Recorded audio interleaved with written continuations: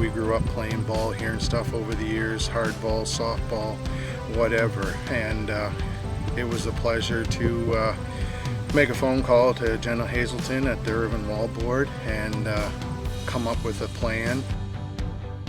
Over the last 10 years, I've been hosting Chunks Charity Tournament here.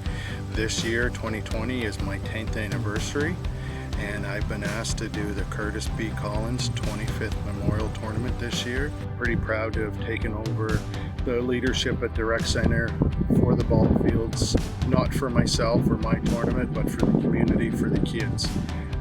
CFM did all my metal work, did my roofs, which are gorgeous.